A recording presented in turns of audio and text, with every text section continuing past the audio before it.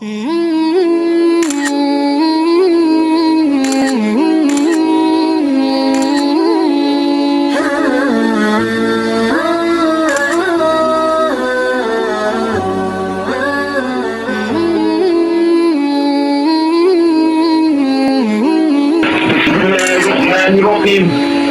Merdeka, saudara-saudara, rakyat jelata di seluruh Indonesia, terutama saudara-saudara penduduk kota Surabaya. Kita semuanya telah mengetahui bahwa hari ini tentara Inggris telah menyebarkan pamflet-pamflet yang memberikan suatu ancaman kepada kita semua. Kita diwajibkan untuk dalam waktu yang mereka tentukan menyerahkan senjata-senjata yang telah kita rebut dari tangannya tentara Jepang. Mereka telah minta supaya kita datang pada mereka itu dengan mengangkat tangan. Mereka telah minta supaya kita semua datang pada mereka itu dengan membawa bendera putih, tanda bahwa kita menyerah kepada mereka.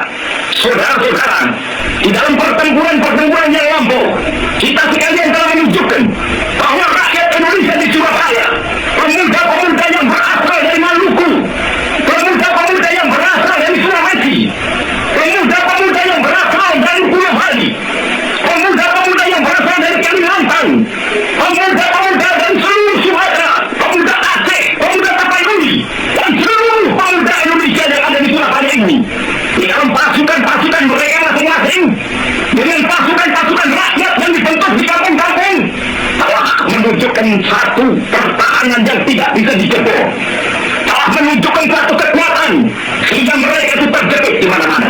Hanya karena taktik yang licik daripada mereka itu, saudara-saudara, dengan mendatangkan presiden dan pemimpin-pemimpin lainnya ke Surabaya ini, maka kita tunduk untuk memberhentikan pertempuran.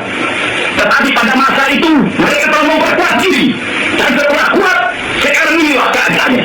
Saudara-saudara, kita semuanya, kita bangsa Indonesia yang ada di Surabaya ini akan menerima tantangan tentara Inggris itu. Dan kalau pimpinan tentara Inggris yang ada di Surabaya ingin mendengarkan jawaban rakyat Indonesia, ingin mendengarkan jawaban seluruh pemuda Indonesia yang ada di Surabaya ini, dengarkanlah ini tentara Inggris. Ini jawaban kita, ini jawaban rakyat Surabaya, ini jawaban pemuda Indonesia kepada kau sekalian. Hei tentara Inggris, kau menghendaki bahwa kita ini akan membawa bendera putih untuk takluk kepadamu. Kau menyuruh kita mengangkat tangan kaki kepadamu. Kau menyuruh kita membawa senjata-senjata yang telah kita rampas dari tentara Jepang untuk disuarakan kepadamu. Tuntutan itu, walaupun kita tahu bahwa kau sekalian akan mengancam kita untuk menggempur kita dengan seluruh kekuatan yang ada, tetapi inilah jawaban kita. Selama banteng-banteng Indonesia masih mempunyai darah merah yang dapat memiliki garis yang putih, merah dan putih, maka selama itu tidak akan kita mau menyerah kepada siapapun juga. Saudara-saudara rakyat Surabaya, siaplah keadaan genting. Tetapi saya peringatkan sekali lagi, jangan mulai menembak. Baru kalau kita ditembak, maka kita akan ganti menyerang mereka itu. Kita tunjukkan bahwa kita ini adalah benar-benar orang yang ingin merdeka. Dan untuk kita, saudara-saudara, lebih baik kita hancur memang daripada tidak merdeka, sebelum kita tetap merdeka atau mati. Dan kita yakin, saudara-saudara, pada akhirnya pastilah kemenangan akan jatuh ke tangan kita, sebab Allah selalu berada di belah yang benar. Percaya, saudara-saudara, Tuhan akan melindungi kita sekalian.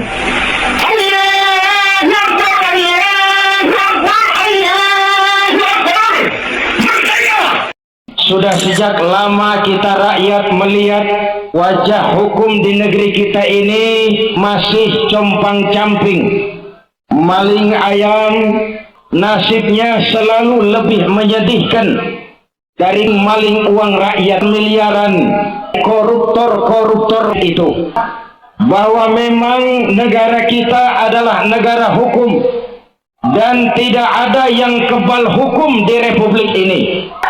Walaupun kita tentu harus menyadari apa yang diingatkan oleh Al-Quran, la yajrimannakum syana'anu qawmin alla ta'dilu, jangan kebencianmu kepada sekelompok orang menyebabkan kamu berlaku tidak adil.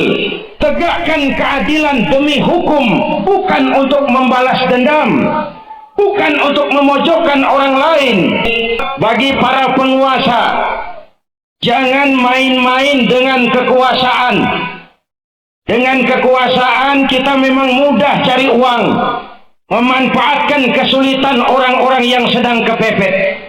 Dengan kekuasaan kita memang mudah mencari teman dan pengikut. Tetapi kekuasaan adalah amanah, dan amanah akan dimintakan pertanggungan jawab di hadapan Allah Subhanahu wa ta'ala.